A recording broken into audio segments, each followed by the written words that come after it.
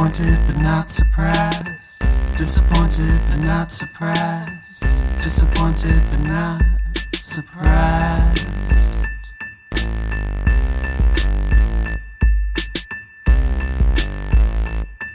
Hey guys, welcome back to another week of the fuckery. We're your disappointed but not surprised co-host. I'm Alex. I'm Addie. And we just want to say hi to everyone except for Britney Spears' dad and bitch-ass sister. I hate them. Me too. I hate them. I feel so bad for her. Me too. Like, here's the thing. I feel like she went a little cray. Which is fine. Who the fuck doesn't? I was a straight up fucking crackhead junkie and my parents didn't put a conservatorship on me. Exactly. She shaved her fucking head and went a little crazy because she had so many paparazzis after her. And the pressure from everything. Right, which I feel like that would cause anybody to have a fucking mental breakdown. How many celebrities are there that out there that do have mental breakdowns or have alcohol problems, drug problems, all this shit, and they don't get treated like this? They don't get treated like that. Fucking Lindsay Lohan has her disgusting dance moves in Mykonos, and she like doesn't get treated like this. Her dad's a fucking lowlife though, so he probably would steal all the money. I was actually watching the other night. What was the VMA? Like I was watching her Slave VMA. Oh, with the snake. She was so fucking sexy. Yep. And she's on and she's like in it, and her smile. Yep. Like even with when I was watching the documentary, like you see her smile change beyond the years, and it's like she doesn't have her original smile that she had where she had that glow in her face. Right. Like, her smile lit up a room. She is just beautiful. And then like you watch which one was the one where she did like the Blackout album and she came out and her hair was short and she was like on lithium or whatever like she just wasn't in it. Yeah. She gained a little weight and she just was it was bad. Yeah. Like she looked drugged. Well, she has like terrible people in her corner. Right. Like, and think how she feels. Like, you can't trust anyone. Nobody. You can't trust your own fucking family. She made those people What rich they as are. fuck. She's loaded. Yeah. And she's Britney Spears. Yeah. Everybody and their mother knows who Britney Spears is. Exactly. And it's like, this is how you get treated. So bad. You can't even take your IUD out. I feel so fucking bad for her. And you know who I don't love? I'm not even going to lie. I'm not a fan of her boyfriend. I feel like he's in it for the fame. I don't know what his story is really, but I'm like, have to wonder, like, what does he have motives? Right. Like I feel like he's in it for like the Insta fame. Yeah. And like the sponsorship. Because I'm sorry, but any guy that I date, I expect them, if I'm posting dancing videos like that with my makeup smudged all over my face, like, for them to be like, cheeks, take the fucking video down. yeah, like keep that for your personal collection. And please. then there was one video where like her super fans were like, you know, navigating and like going play by play in slow motion, and they broke everything down in slow motion, and you see him whisper to her like, smile. In one part of the video, like when they start doing one of their duet dances. Oh God! So I guess he's like, so I guess he's like dictating. I don't fucking know. He's like orchestrating it, kind of. But like, let me say, preach Britney for your titty pictures lately. Yes, yes. I'm like loving her fucking nipple shots lately. Good for her. She posted like 3 of them back to back. And I'm like, yes. Yeah, good for you, girl. I just want her to be free so bad. I'm with everybody in the world that wants to free Britney. And if Alex and I could, we would go there and do it. I would capture her. I would literally put her in a bag, fucking throw her in the trunk, and then make her just like run away to like wherever she wanted to go. Yep. I love her. I wish they had a free Britney rally in New York City, because you know we would fucking be front there. And center. Yup. With signs, my Britney shirt. Front and fucking center, man. Yup. I cried at one of her concerts once. I don't blame you. What is the song? Every time. Yeah. So she played that in concert. I was in college, and that song, I had just admitted to my boyfriend at the time that I was cheating on him with some hot guy from the Citadel, which is like the fucking military school in Charleston. Yeah. And like he broke up with me, obviously, for like, you know, the first time he broke up with me. We got back together after that. Yeah. And I remember being wasted at her concert, just like sobbing in the stadium, like, This song is so touching. Everyone around you's like, the fuck. You know what? I cried at a Tool concert too, so I'm like a concert crier. That's all right. So yeah, we just want to say, Free Brit, we love you. We're here for you. Obviously, we can't do much, but like, If you ever want to come on the podcast and speak your truth, call us we're up. here. So Alex and I had a fun weekend. Oh my gosh, we did.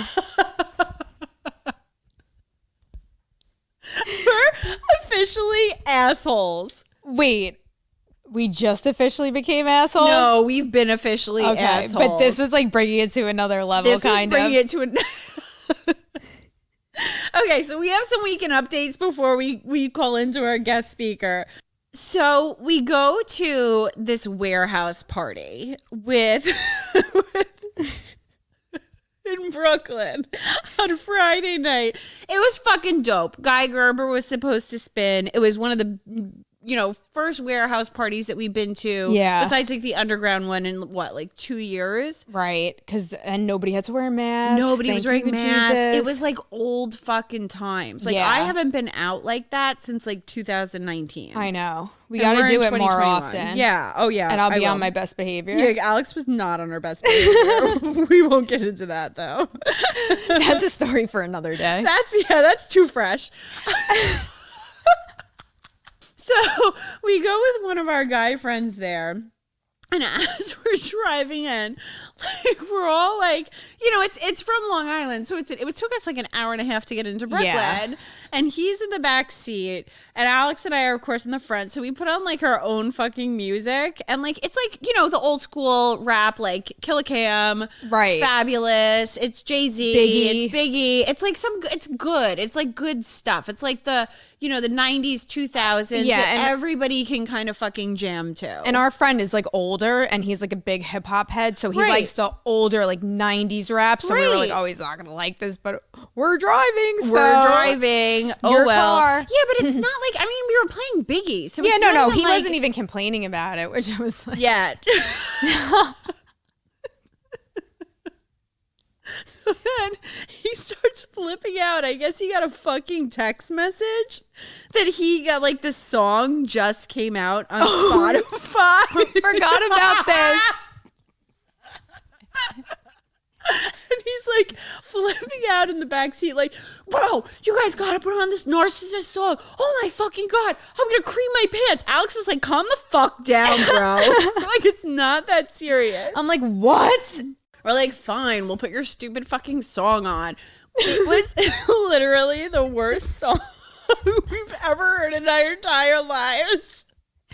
That was the longest 3 minutes of my fucking life waiting for it to go off. I ripped the phone out of the thing. I was like, here, take it back. Like, what the fuck? This is not pants screaming worthy. So then we punished him for the remaining hour. By playing Michelle Branch. Making my way downtown. And we're singing at the top of our lungs.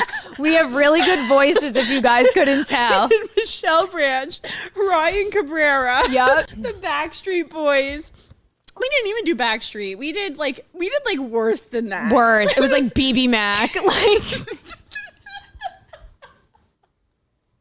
he was getting so fucking pissed. well, you tortured us for those 3 minutes. So We tortured you for the remaining hour. He was so heated. So then this guy, he's like fuming in the back. And he's such a music snob too. yeah, like he loves music, is all Loves about music. But not Vanessa Carlton. Like whenever he comes to my house and like my cousins will put in their like playlist on and it's like He gets, driver's like, pissed. license. He's like, oh, I can't fucking sit he here. leaves. Yeah. He leaves. I don't blame him. Your cousin has the worst taste in music in the world. It's the country that gets me. It's like her TikTok hip hops. Like, it's bad. So then we're driving.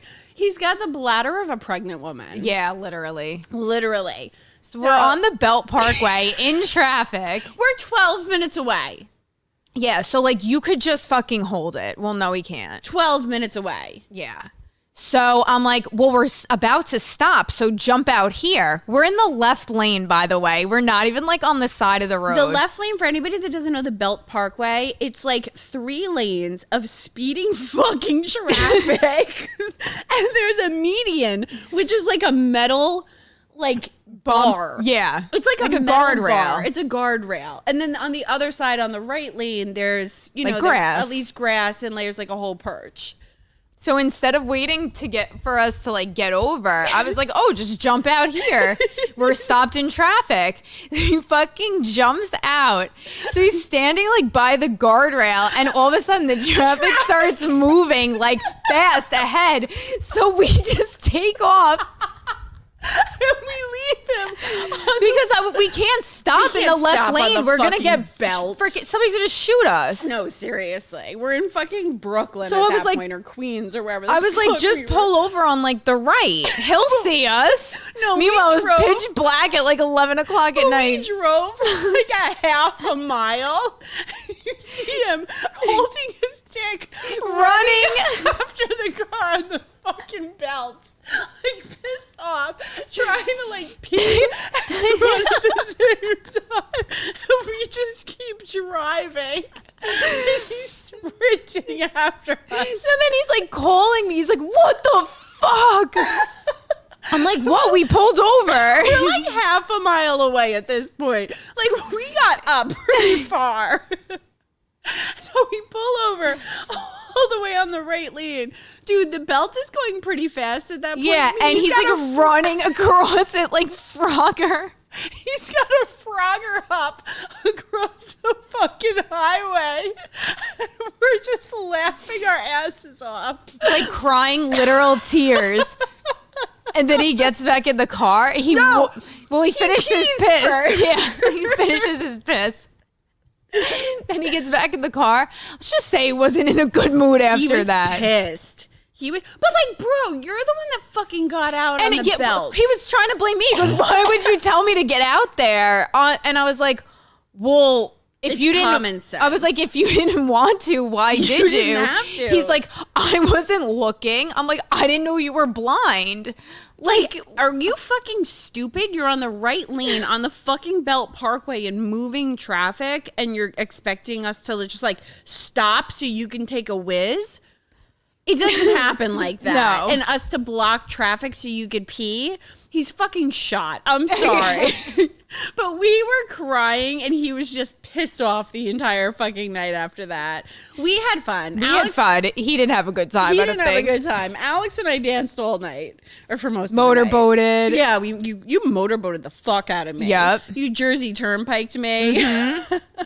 That's my signature, man.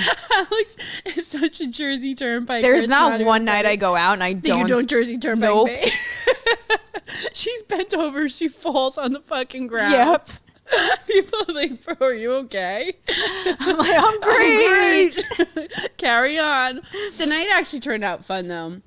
And we had this one DJ that was supposed to DJ Guy Gerber, and then something with some COVID He had fucking... visa issues. Was that what it was? Yeah. So then DJ Tennis. Yeah, he came up, which is even better. We love DJ Tennis. Yeah. We went to a tennis party like years... Thanksgiving Eve. like 5 years ago with him and Thug Fucker. Anybody that doesn't know who they are, just check them out on SoundCloud. They're fucking legit. Yeah. Legit. Well, we like them. A We lot of like people them. would beg to it's differ, like but deep tech. yeah, like you gotta really be into that. Yeah. It's not like some deep people's- house. Yeah, it's stuff, like, it is like deep. It's but like like dark. Guy Gerber's a little more techie, but Yeah. like whatever. Anyway, we like it. We like it. So just listen to it, fuckers. So anyway, yeah, that was our weekend. We're still alive. Yep. We didn't leave him on the fucking belt. No. Honestly, at this point, we should have. Please don't listen. Please don't listen. All right, guys, we're gonna call into our guest. Our guest is a friend of Claude's. So we know how this is gonna go.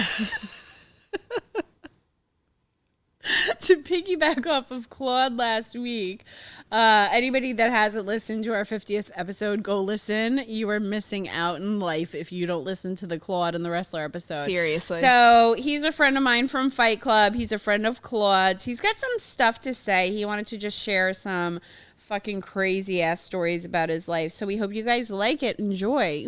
All right, guys, here is our guest, Peter. Say hey, Peter. Hi, guys. Hi, Alex. Hi, Addie. Hey. So Peter's one of our fans. Thanks for listening, Peter. Thanks for doing the podcast. You love us. I feel like you might be one of our top fans. I must be. I literally listen to your podcast nonstop for about 2,400 miles across 10 states on a recent trip. Poor you.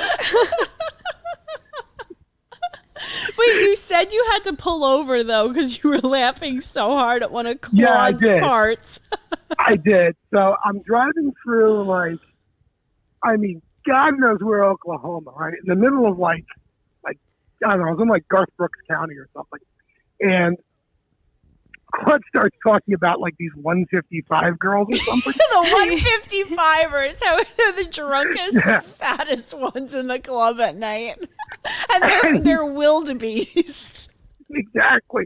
And he starts talking about these wildebeest. And I'm doing 80 miles an hour, 90 miles an hour. And I'm starting to drift out of lanes. I'm laughing. And I'm I'm going to kill myself with this lunatic. And then he starts talking about how I've had some real wildebeest. I think he used the term some great big fat piles of flesh. Yeah.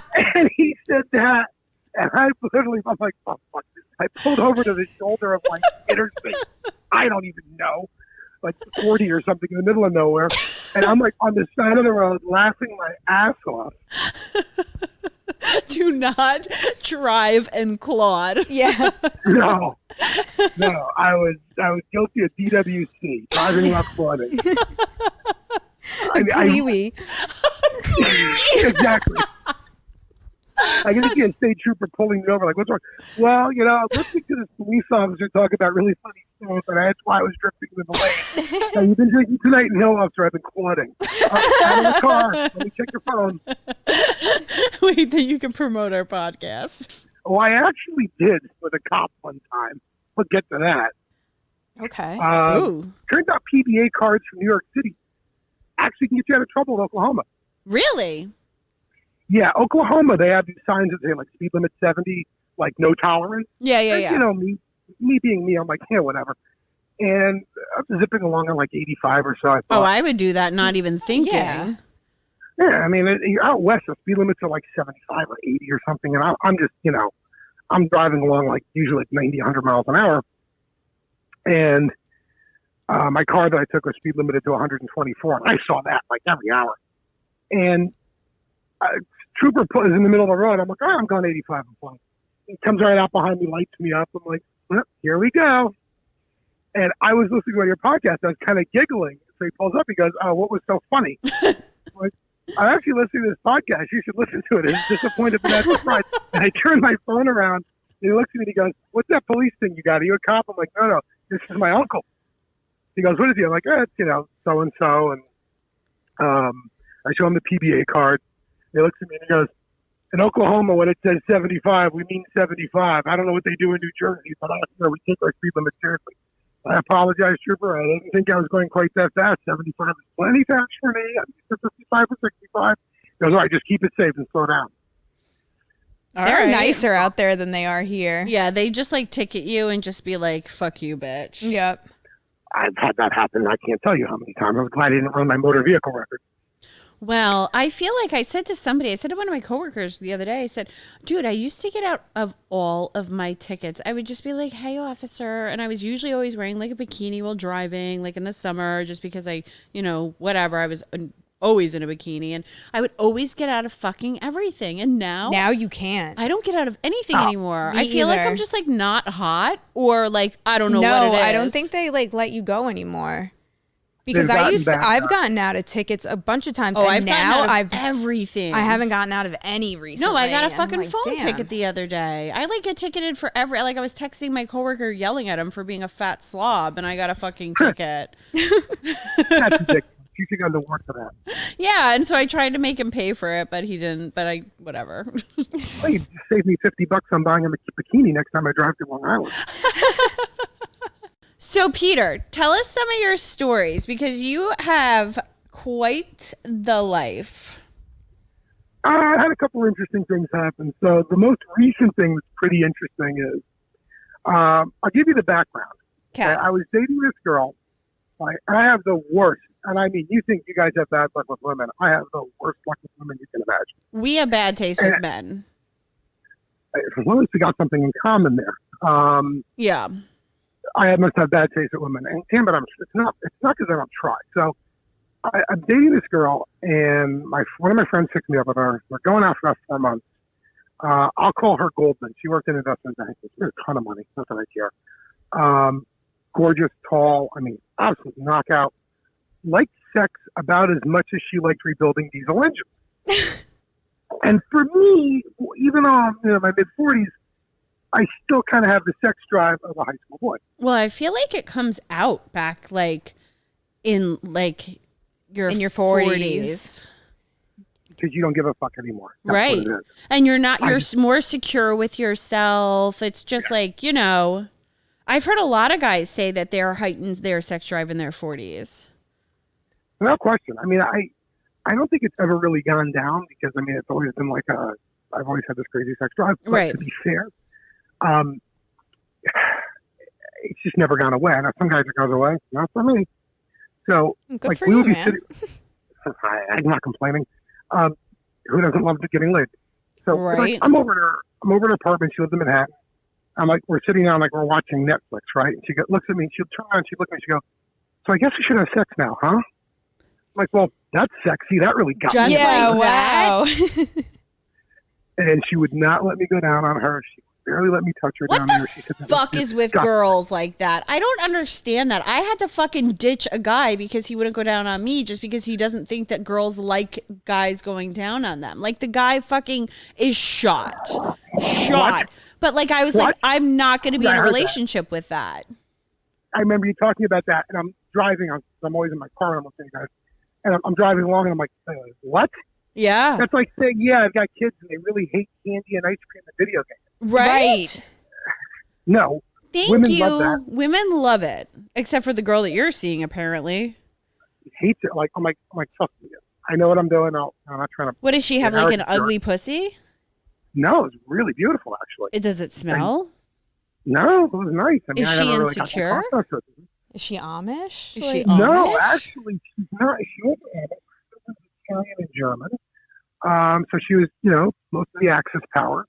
And she, or maybe I was Jewish, who knows. But I couldn't figure it out. I'm like, this is my favorite thing in the world to do. I love this. Like most men. I can do this for hours if given an opportunity. And, I've learned if you're good at it, women tend to really appreciate and tend to reciprocate. Oh, we have been in relationships where we don't leave just because they're so good at going down on us. Yep. It's we just stay, and it's toxic, but it's the box eating is so good. I got another story that comes to mind we'll get into, and that's exactly what it's about. So this doesn't work out. And finally, after the 4 months, I'm like, what am I doing? I'm not happy with her. Oh my God, you sound like me and the last guy I was seeing. This is the exact same person, but the male and female version. I'll send you her number. Maybe you get them together. Oh, I they was would just be gonna perfect say for each we could start a other. matchmaker business. Oh my God, we'd be based genius. on sexual compatibility. Yes. Oh. Yeah. Matchmakers for people that don't like to fuck. That sounds like a great idea. Oh my God, that'd be Certainly we met a so couple of good. them. People that don't like oral. Does she give you head or no? No. She Oh would my basically, God. she would walk into her bedroom. She just stands there, takes her clothes off, lies down on the bed. And she's like, okay, let's do this. That is I'm like, I can't. I'm like, I can't get into this. foreplay is everything in life. So she just wanted you to stick it in dry. Right. And I'm like, I can't get into this. I can't get excited here. Did you guys make out? was there any petting? Was there any petting? I'm very concerned by this right now. Kissing with the tongue she didn't like that. She didn't really like the kiss. Oh, Fuck. wait, So- I know a guy that wouldn't make out with his significant others because he didn't like saliva. I'm like, oh, but you eat someone's box, but you can't put your tongue in their mouth. That is so bizarre. Yeah. That's just like, that's like a stupid phobia. That's like idiotitis. Yeah. So, I mean, like early on, like after a few weeks of seeing her, I'm like, look, like you're a nice girl. I like you, but obviously you're not into me. So I don't think this is going anywhere. And she gets like freaked out. She's like, oh my God, what makes you think that? Oh, I don't know. You don't want to kiss me. And I said, I'm just not into that stuff. She's like, I really like you. No, Bill, I really like you. And when I finally like sat her down, I said, look, this isn't working for me. I'm a gentleman about it. You know, this isn't working for me. We're just not going to be compatible. We're just too different. She's like freaking out. I said, what do you mean? Nobody dumps me. I'm thinking to myself, you've never been dumped before? How the fuck has she never been dumped if she doesn't like giving head? Maybe she's never dated anyone. That's why she's never been dumped. Because if a guy doesn't get head from a girl, they ain't sticking around. I can guarantee that. It's not my favorite thing in the world to do, but God knows I like it. The truth is, she's 34. I look at her, I'm like, you're 34 years old. I cannot, if you're like this in bed, I can't be the first person to dump you. I didn't say that. I would have. I pretty much said that to the guy that I was seeing. Like, what are you, fucking stupid? No wonder you can't get a girl up because you don't know what the fuck you're doing. Precisely. But at this point, she gets a little sensitive about stuff, and she was kind of upset. So I'm like, I'm not going to stick in the knife and twist it. That would be just mean. Much as I fucking want to. But so whatever. So this is like, I went on this road trip back in May, right? So this has got to be like the beginning of May, like first weekend in May. This was probably Friday that we broke up. Maybe it's the last Friday in April. And that weekend, my cousin says, hey, we're going out to this bar here in Jersey. And my friend's a bartender there. And let's go get a couple of drinks and you get over this. I'm like, I'm over this. I'm fine. This is my decision. I'm not upset about this. Okay, so I pick her up. We go to the bar, and my cousin's back in school, and one of her friends, I guess she's obviously a bunch younger than her. My cousin's in her 30s and went back to school. And as we get to this bar, we start talking to this bartender, and she's really attractive. And we start talking.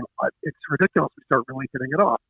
I'm like, oh my God, this girl's literally half my age. What the hell am I doing? Let's have some fun. Right. It's just a bartender. Who cares?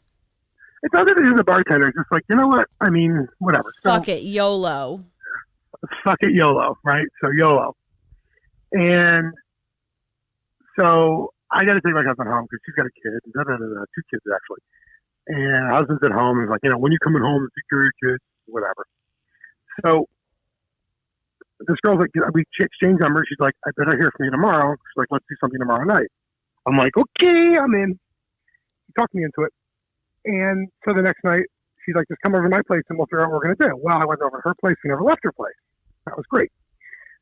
So, and I told her, I'm like, look, Friday I'm going on a road trip. I'm leaving Friday, Saturday, and I'm gone for a few weeks.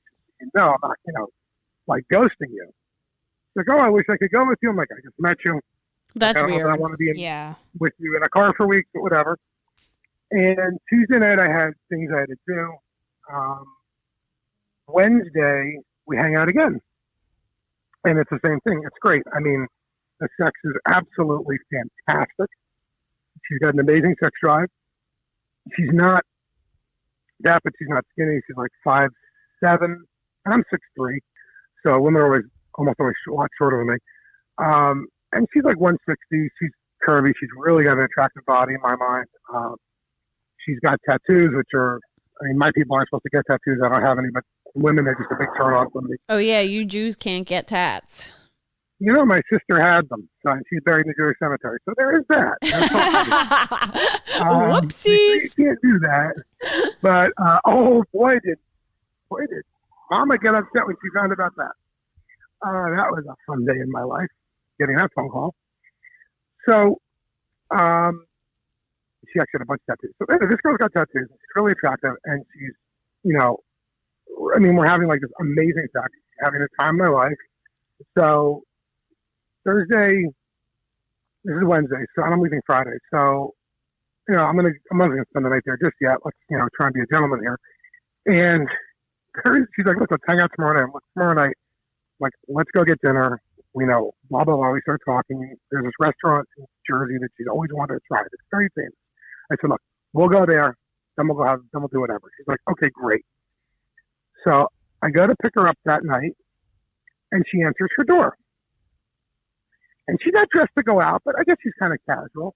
But she's in like flip-flops and a t-shirt, and her hair is up in a bun, and she looks angry. She's like, "Come inside. We need to talk." I'm like, now what did I do? You just fucking met. Right. I haven't had time to fuck up yet. Right. I was going to say, what could you have possibly What done? could you have done? Well, exactly. This is what I'm thinking. I'm like, all right, so she's going to tell me she's not into me, she's going to work, or, I don't fucking know. We need to talk doesn't mean we need to talk. We need to talk is a woman's way of saying, you're in fucking trouble and you're going to hell. Exactly. Right. That's not like, hey, we need to have a conversation. It's like, we need to talk. Like, you're in so much trouble. It's not even funny.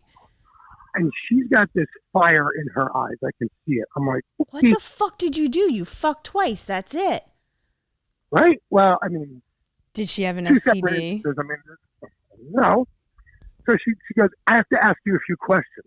Okay. And she goes, did you ever drive a diesel Range Rover, which is a really uncommon specific car? I'm like, yeah, I did. I just sold it, but yeah, I had a diesel Range Rover. Odd, random. Like, okay. She goes, did you? I cut that part. I don't sound like a bougie asshole. So she walked in. She says, I have a few questions. Okay, did you ever drive this specific car? And it's a pretty uncommon car. I said, yeah, I did. I just sold it, but I had one. Okay. She goes, did you ever manage a dealership? Because like Addie, I'm in the car business in such and such. She said, yeah, I did. I said, I left during COVID. But I did. It's like, okay. Did you ever, do you know a woman named, let's call her Brenda, from such and such town? I said, yeah. She goes, how do you know her? I said, well, we went out a few times last year right before COVID. Nice girl. She goes, and what happened? Heard the sex was bad. It was the bad sex girl? No, this wasn't bad sex girl. This is bad sex girl, totally different. Bad sex girl is not a conversation. Okay. So this is a different girl. This is like, we went out like, at this point, like 13 months ago, right? Okay. So I said, yeah. She goes, well, how did it end? What happened? What did you do? I said, we went out a few times. She's a really nice girl. I had a great time with her.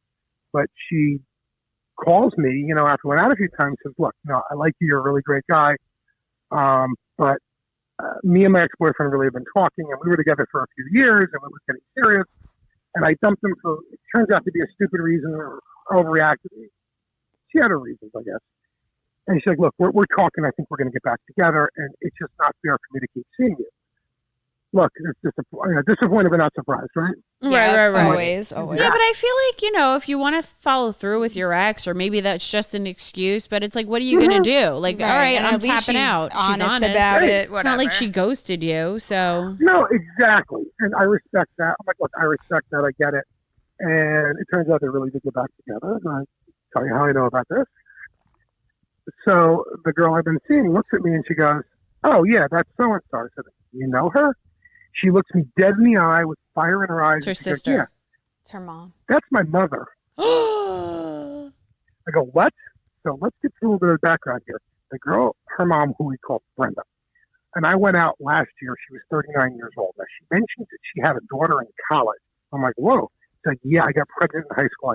And I fucked up. I got pregnant in high school, and I had a kid when I was like 16. I'm like, well, you know what? That could have kind of happened to anybody. She Right, grew up in a right. very set up household. Like, we're not getting an abortion. You're having a child. And I respect that. And she's like, I was a kid when I had her, and she's, just about to graduate college. And it's kind of crazy because of COVID. And come to think of it, this girl had just started her first year of grad school. I, of course, had never put two and two together because, I live in North Jersey. Millions of people live in North Jersey. Hey, what are the chances? What the fuck are the Well- chances of you fucking somebody's mom and then months later fucking the daughter? Right? Of course, this happens to me. Right. So she looks, and so I look at her and I go, holy shit. Threesome? I'm like, I had no idea. Well, I thought that might not be prudent because the mom's got a boyfriend now. But I look at her and I go, and it's probably not the right thing to say, but whatever. Trying to levitate the situation. Who had the I look at better her and I go, pussy? Well, I'll get to that. I look at her and I go, so you still want to go get dinner? No. Why like, did she even have you come over then? Just to tell it to you to your face? Like, I don't know. I would have done that over the phone. But also, what is she pissed off about? How were you supposed to know? Alex, Addie, if you were dating a guy and you found out they'd also banged your mom, would you be just like, oh, okay?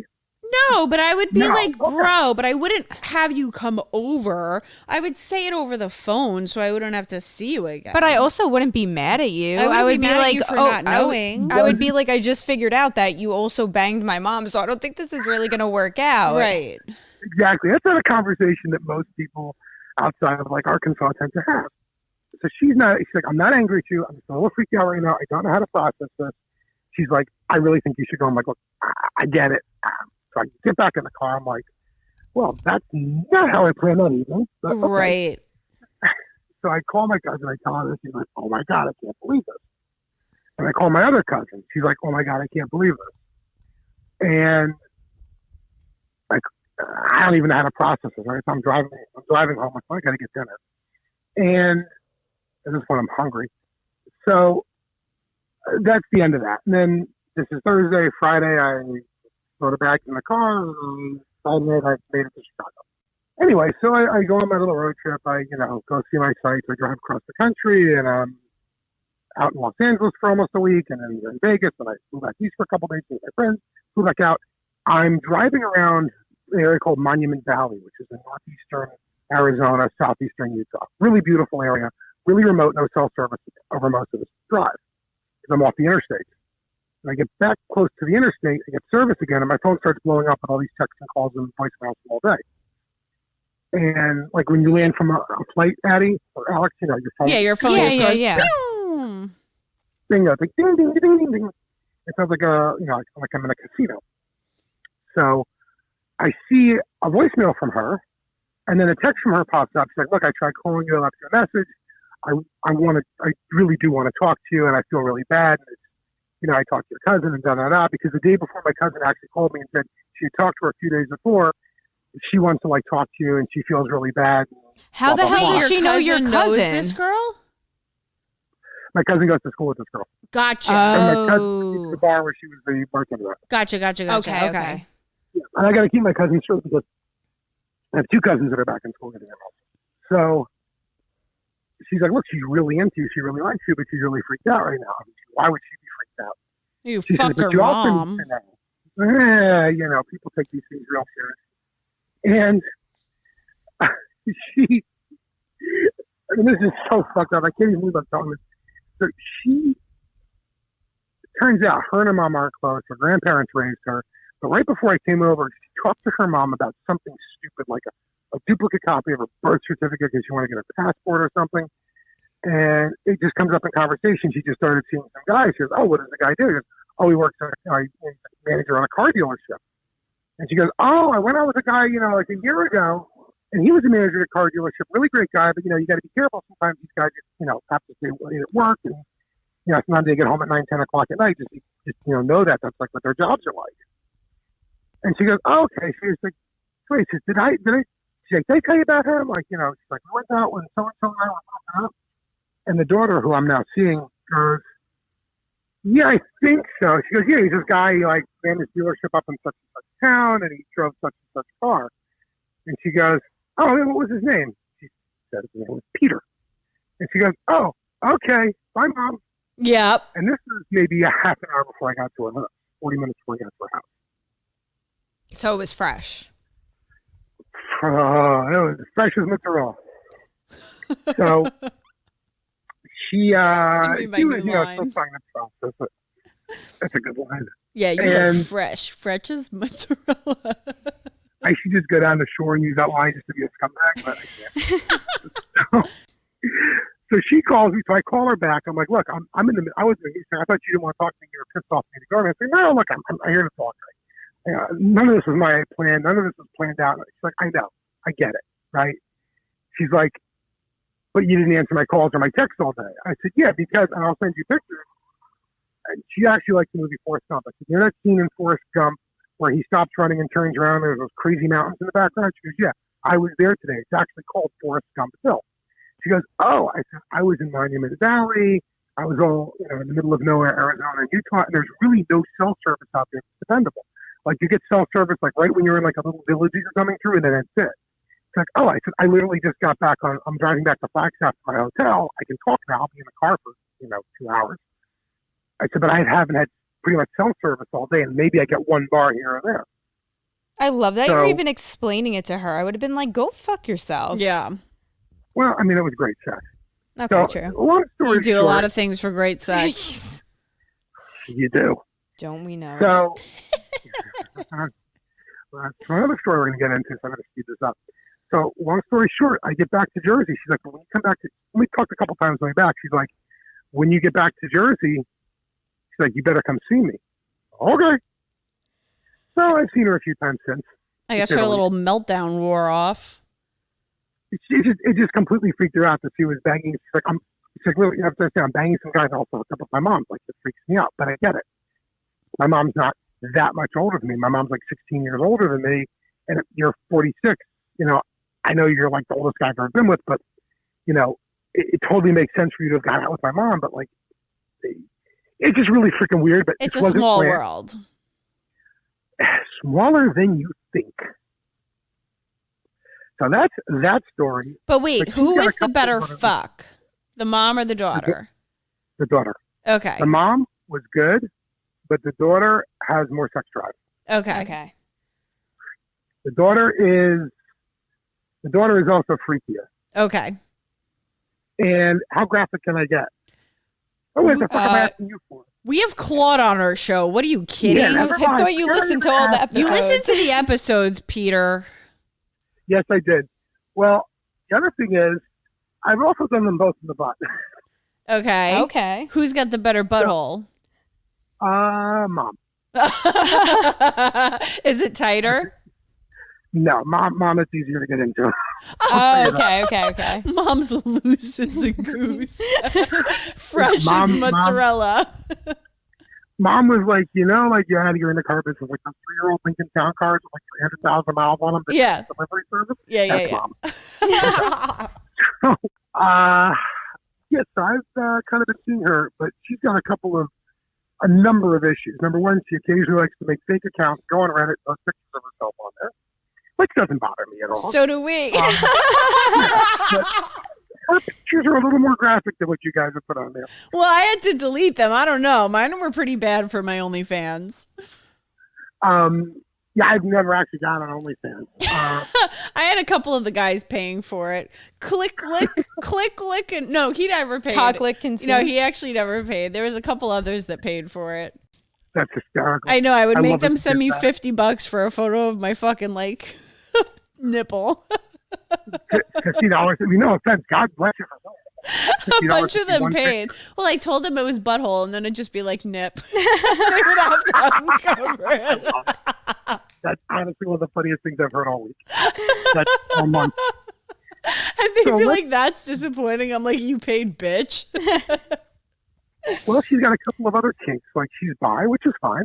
But have you ever heard of skirt? I feel like everybody's bi now. I'm not. I'm not. I'm not either. She's a member of something called Skirt Club, I think it's called. What the fuck is Skirt Club? Okay, all this shit you two know, you don't know what this is? No. This is like a we get together every month or two club, and it's got these meetings all over the country, and it's a bunch of women, and most of them are straight and married. And they basically fuck? get together. They fuck. They get together and fuck. What? How do we not know about this? How do you not know about this? How do we not know about it? Alex is on her phone right now Googling Skirt Club. I'm sure she is. Whoa, but you know what? Okay, so I'm going to say something. I was talking to my coworker recently, and maybe it was you too. No, it was my coworker. How I feel like every girl is a little bit lesbian. We watch. I think that makes sense. We watch lesbian porn. I watch lesbian porn. I got very turned on by lesbian porn. I think that I am not gay. I wouldn't be turned on licking a pussy, but I think I would be turned on in like a threesome situation if a girl went down on me. Like, obviously not a girl I know, it would have to be a certain type or whatever, but I would be very open to that. Where, like, I think every girl has that little bit of lesbian in them somehow.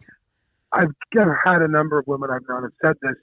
Yeah. I think the reason I think it is, and this is just me throwing this out there, I cannot understand men getting with men because to me men are gross. They're all hairy and whatever. Yeah. But women are beautiful. You know? Depending on the woman. And men never have that natural ability. Most men do not have the natural ability, even if they're totally straight, to just look at another guy and say, damn, he's good looking. But Right. you will see women very frequently say, oh my God, she's gorgeous. And then they say they hate her for it. Right. Well, even yesterday, I couldn't stop staring at this girl at brunch because she was just very pretty. Like, everything about her was very pretty. And I'm like, oh my God, stop staring at this fucking girl. I'm out to dinner. I'm at brunch with my parents. But I was just looking at her because it wasn't like a checkout thing. It wasn't a creepy thing. It was just like, I was just appreciating her beauty. And I like looking at pretty things. Like, I don't know. Like, women, a lot of women are just beautiful. Can we talk about this for a second? Yes. This is a worldwide club that you pay a membership fee for. Oh, yeah. There's different benefits. You could be a temptress, seductress, or enchantress.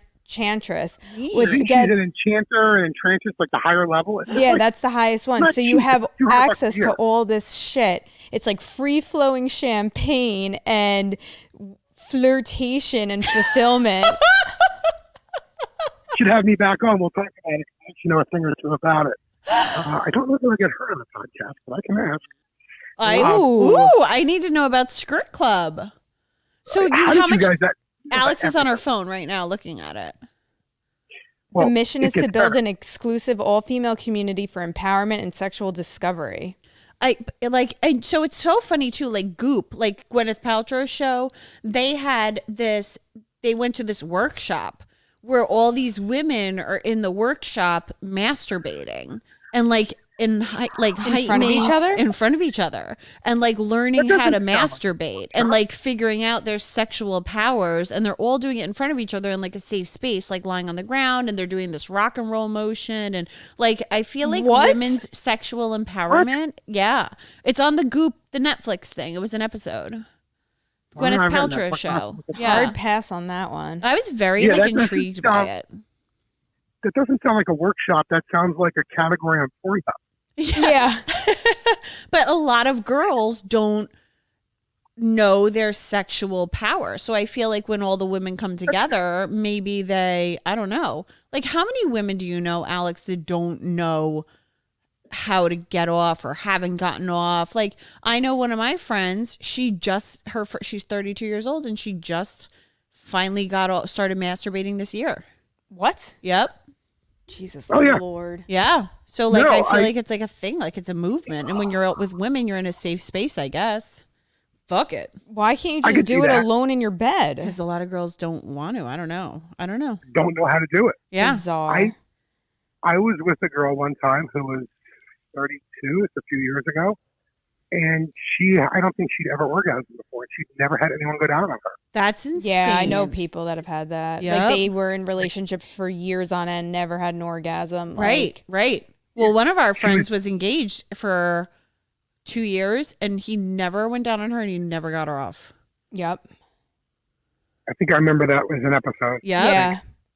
Yeah, I don't understand how you can do anything like that. You can not want to satisfy your woman. How the fuck does a girl stay in that, though? Like, that's so beyond me. So wait, how much is the membership for the Skirt Club? It doesn't say. Can we wear mustaches and go and just check it out one night? Yeah. Okay. There's like a whole process to get approved to be a member. Oh, damn she said, like, you have to submit photos and like a whole deal. Yep. And photos, full-length bio, account details, profile detail. Yeah, you have to fill out a huge thing. So I guess guys just like can't sneak and show up, or do they pick which girl they like better? No, never gonna. She's like, there's no men there anywhere. And she said that it took like a week for her to get approved, like a week or two to get approved. The membership for her level is like, it's a few $100 a year. And to go to these events costs, I think, $200 or $300 to go to them. And they're at like people's houses, or like if someone's like at a loft in Manhattan. And it's like this huge loft. I mean, some of these women are very wealthy that are into it. That's so crazy. So what do? They even just have a fucking boutique with different fuck each other stuff. at the club? Yeah. She said basically what happens is at the beginning they everyone gets like a glass of champagne, and they'll have like sometimes like a dominatrix, a dancer, or whatever, and they have like something kind of like break the ice. Like they have like a performer there, and then after that, pretty much everyone just gets naked. Sometimes there's groups of women going out together, and sometimes you just see some girl and you hook up with her. And Is it in private rooms or is it like all like an orgy? It's like both. They have private rooms. They have orgies that go on. It's a lot of times it'll be like at someone's big loft. It's got a few bedrooms, and there's private bedrooms, and they put couches up, and the lights aren't on real bright, and you'll find a corner and a couch and go at it. That is so wild. And they have different parties everywhere. Pilates in Paradise in Spain, Skirt Society London, Beauty Bound in Berlin, Queen of Hearts Washington D.C. Oh my God. Mini Skirt Los Angeles, Neon Lights London. Like what? If I didn't have to participate and spend money, I would apply just to see what these parties are like. Yeah. Oh, I mean, I can only imagine. There's a lot of like really attractive women at them too. And yeah, but I bet it's a lot of whales also. She said, believe it or not, she says, you think it's just a bunch of old butch dykes. And I talked to Claude about it, and Claude was saying that, sorry, I'm outside. Claude was saying that, yeah, it's a bunch of like grizzled old, bull dykes. And she's like, no, not out. Maybe it is what Claude knows about, but not out here. It's not. Like, there's a lot of very, very attractive girls. Well, that's why you submit your photos, so they probably pick through the photos. Yeah, this is like a very ones. Sexy, like, site. And so like this is like the stuff. Lesbians that like the lipstick lesbians. Yeah, they have a video of they're hot, these girls. Oh, yeah, they are hot. She said pretty much the girls there are all very attractive. There's a lot of them. It's not cheap to do, so a lot of the women that do it are like in their 30s and 40s and 50s. And there are a lot of older women there because a lot of younger women can't afford it. If you're 20, you got to be 21 to do it. I think she said, and she started doing it like a year or two ago when she turned 21. And that's one of her things, and I'm okay with that if that's her thing. Are they mostly? Hold on, wait one more thing. I'm going to interrupt before you go into it. Are they like mostly straight women that just want to get it out for a night, or are they mostly gay women? No, she said they're mostly straight or bi women. She's like, there's very few actual lesbians out there. Huh. All right. It's a bunch of. She said, I'm like, so who's the average girl that does this? She goes, the average girl that does this is some housewife in her 30s or 40s who's like married with kids and lives in the suburbs. That's what she tells me, and I'm only going off, Well, I doubt she'd lie about it. Not true. We'll get to that. She said it's like desperate housewives. It's like frustrated housewives, but they just want to get on with other women, and it's all no strings attached, all very anonymous. She said there have been women at these events before that you and I may recognize, and it's all very anonymous, and you cannot bring a phone into it at all. And no one's taking pictures, and the public doesn't know who's a member of this. Yeah, it's very private, very anonymous. And she's like, you walk in, you basically go to this thing, you hang out, you get a couple of glasses of champagne, and you basically then just go randomly hook up with girls, and that's what they're all there for. That's crazy. And because women aren't usually into that, just like totally random hooking up with strangers. Yeah, but I think it's different since it's a female. Mm-hmm. And they're all there for the same reason. They're all there to find some random girl to have sex with. So it's her thing. But her other thing is that she has a bit of an issue with cocaine and did something the other night that blows my mind. Right? Because I don't really do this stuff. I did when I was in college a lot, but it's time to grow up at some point. Right. She works a bartender, so sometimes like I'll take a nap and then like go over to her house at like 2:30 or 3 in the morning after she gets off work. That's crazy hours. So I'm over there one night, and I get around 4:30. So it's spending the night. I'm like, okay, it's about 4 in the morning. We end up falling asleep. I got over there maybe 2:45. Maybe it's 4:30. We fall asleep. She wakes up an hour later, gets up, goes to her dresser, snorts a line of coke. She goes, that's better. Gets back into bed and falls asleep. And I may not be a pro at doing this stuff, but I've been around an awful lot of it. I mean, I did live in Florida for a while, and I'm sitting there with like my eyes wide open, like, did I just see that. Yeah, I feel like I wouldn't do blow and then just go to bed. And I was a drug addict. Yeah, I can't. That's not something you do. I mean, I could see smoking a joint during the Blunt, night. having a shot, not just like, okay, Yeah. I'm good. Usually you're doing that so you could stay up. Right. Or Right. sober I mean, up like, or whatever. I could never go to sleep on it. Like, I would hate falling asleep on blow. And why the hell you're going to waste a How could you? line to just go to bed? Right. Right. I did the math. That stuff costs as much money as gold per ounce. You know, of course, I did the math. It's money, right? Yeah, because you're Jewish. Exactly. like I'm starting a Rolex. But she, that blew my mind. I'm like, and I asked her, like, is that heroin? She's like, fuck no, I'd never touch a disgusting shit. She's like, oh, folks, see for yourself. I'm like, yeah, I don't need to see for myself. I mean, I believe you, but it certainly looked like coke. And 'cause I don't believe powdered heroin is bright white. Right. No, it's like a grayish color. That's what I thought. It was like brown or something. Yeah, it's like a gray. It doesn't look like cocaine, right? No.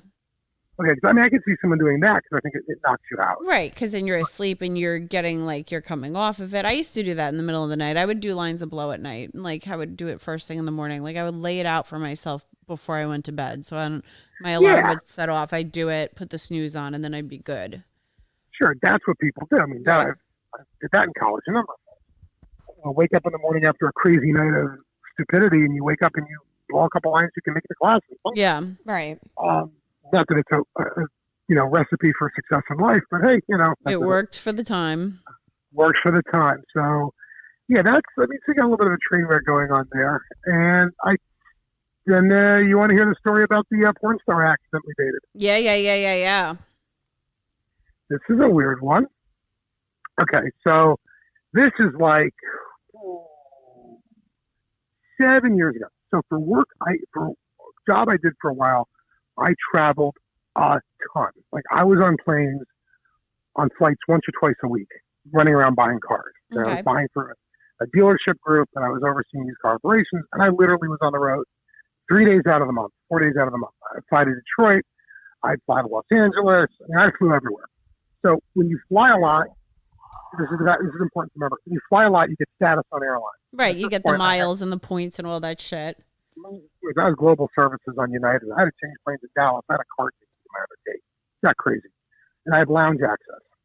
So I'm in Fort Lauderdale. I was down there for the weekend. I'm flying up back home to Newark. And the flight's canceled. There was mechanical problems. And another flight they're getting us on is delayed because of thunderstorms and weather. All right, so I'm on that next flight, and I got 2-3 hours to kill. And we just got done talking to the gate agent.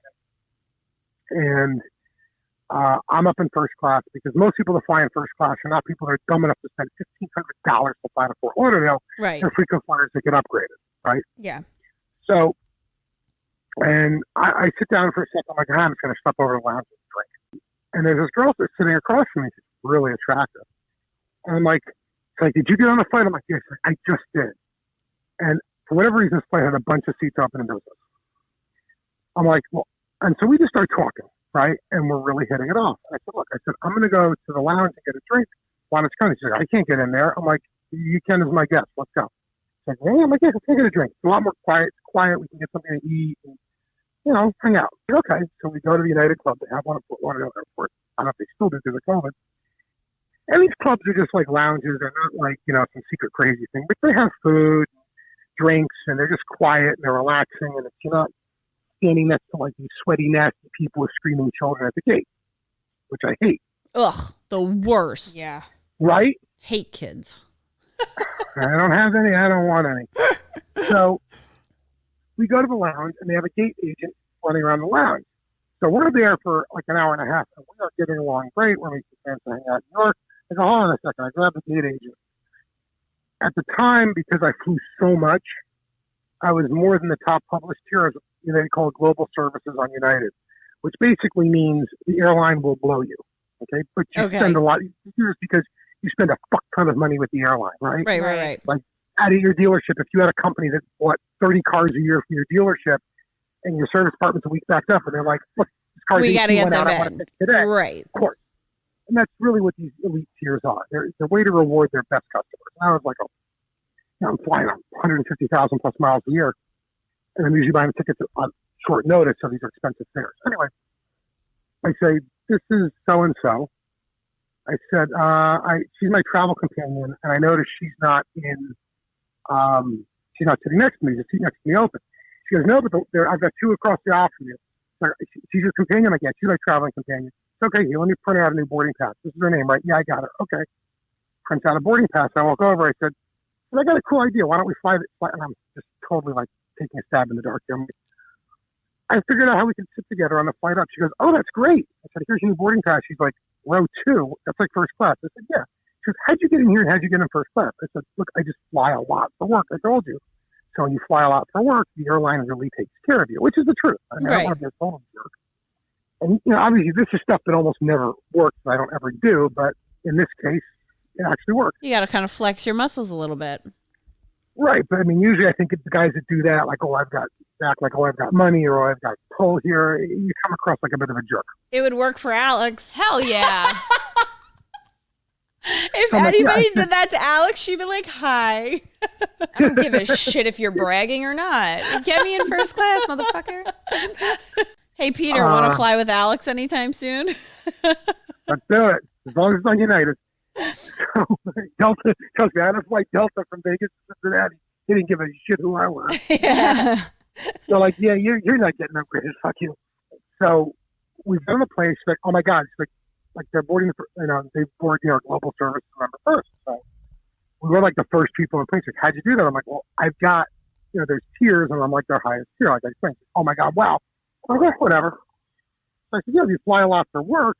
And she had said she does like some modeling and some bit part acting. I didn't think anything of it. Okay, like, I acted like, I get like little bit parts, like shows stuff and like stuff for the internet. I'm like, okay, I'm not even putting 2 and 2 together at this point. So that week, she's in New York all week. That week, we hang out a couple times. And the first time, like, we just went out like on a regular date. Went, got a drink, then got dinner, hung out. Second time, we did more than hang out. This is great. I'll be back in New York in 2.5 weeks. I want to see you again. I said, absolutely. So we're texting back and forth here and there, and she's back in New York again for another 5 days, and we hang out a few times. And then she's based out of Los Angeles, so I had to go out to LA for an auction. I'm like, I'll fly out the night before, and we can hang out. She's like, I'd love that. Great. I'm out in LA. We hang out in LA. And this goes on for about 2 months. And I feel like that's fun dates, though. Yeah. Different states, everything like that. Like, that's fucking awesome. It was a lot of fun because, plus, it's like February and I'm out in LA where it's like sunny and warm. And Right, like where New York, New Jersey's gross. Yeah, it's cold and gray and shitty. And I hate that. So this is wonderful. And things are going well. And she's like, yeah. Like, oh, LA's so great. You'd love living out here. I'm like, no, I wouldn't. But okay. And she's back in New York a couple of weeks later. So we're out in the city, and we're at this bar restaurant place down in the meatpacking district. And I run into some of my friends who happen to be in the car business. And you guys work in the car business. You know what kind of savages work in the car They're business. savages. They're fucking dogs. Right. So we're at the bar, and the guys are staring at her. And to be fair, she is really, really attractive, right? Like, I'm thinking I'm punching a little bit above my weight here. Right. But she's a really attractive girl. And we get along really well. She's a real sweetheart. And she goes to go to the bathroom. And my one friend walks over to me, and he goes, dude, you are a sick bastard. I'm like, thank you for the compliment, but what are you saying about? He goes, what are you paying her? Excuse me? I said, this girl I've been seeing for a few months now. It's a nice girl. What are you talking about?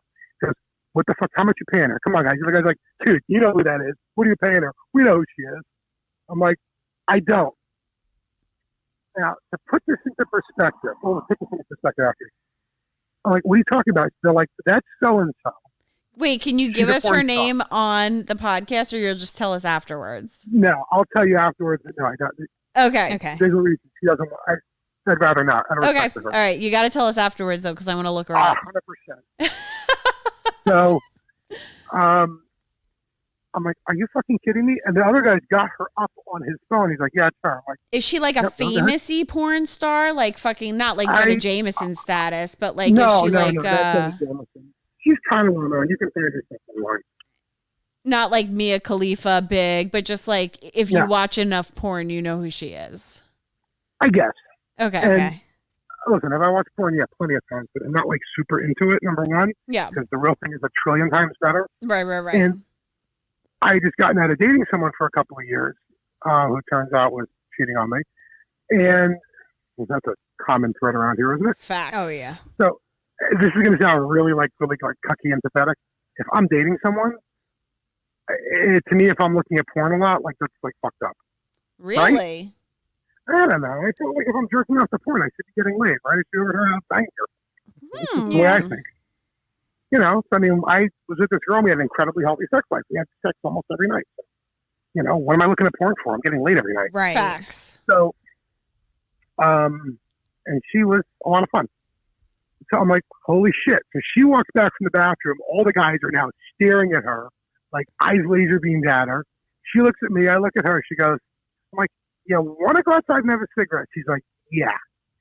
She looks at me and she's like, why are they all staring at me? I'm like, and she looks at me. She goes, oh, fuck, this always happens. I said, what do you mean? She goes, and she puts like her hands in her face. I'm sorry, I really never told you what I really do for a living.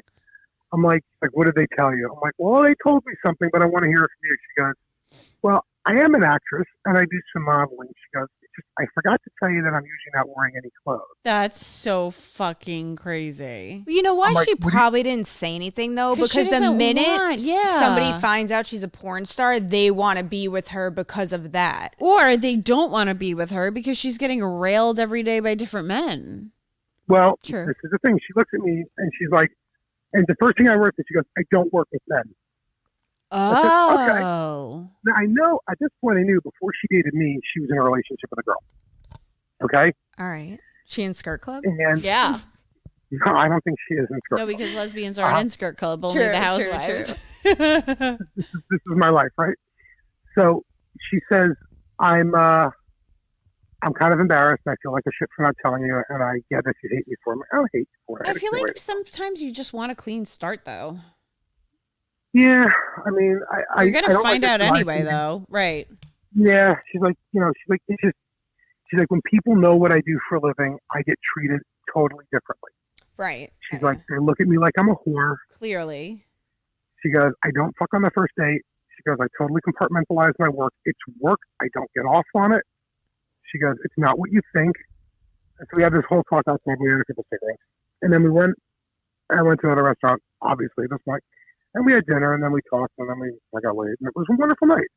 And we kept seeing each other for a while. Then basically she stopped working, and I stopped buying cars in California, and it just, it wasn't going to work out. I mean, we still talk once in a blue moon. She's an absolute wonderful girl. She got into it because she basically had a shitty upbringing and couldn't finish school and was very attractive and got a job dancing and wasn't really making enough money where she was dancing. And somebody recruited her for it. Damn. And she's like, you know what? I'm going nowhere in life. Maybe I'll make some money doing it. She made pretty good money doing it. Not as much as you think. Yeah, how much do porn stars make a year? About like 100? Yeah, they make a lot less than they used to. I feel like that's not enough to fuck on camera unless it's something that you really want to do for a living. Or She if told you're me- going to be working at fucking McDonald's or doing that. Porn, I guess. Well, some Yeah, people want to do it. Like I remember watching a Jenna Jameson like documentary, and at 16 years old, she was at something like pulled her shirt off, and her brother was there, and her brother's like, "Oh my god, put it back on." So she was like always horny and always wanted to do that shit. Like some This is a people girl- want to do it. Some people just fall into Right. it. She said there are some people that really, truly like, this is what they want to do with their lives. Right. And she's like, there's a lot of girls I've met. Honestly, knowing her kind of turned me off from porn a bit because she says, there's a lot of girls that do this that, they grew up in an abusive home and like they left home at 16 or they have had a really bad upbringing or they have some drug addicted abusive boyfriend or something and they didn't finish high school. They're never going to college. They live in a small town in Kansas or something. And, they don't have lots and lots of options because let's face it, if you didn't finish high school and you're not going to college, Right. what are your career options? I mean, Yeah, on the it's like carpet. CVS, McDonald's, fast food restaurants, or stripper porn.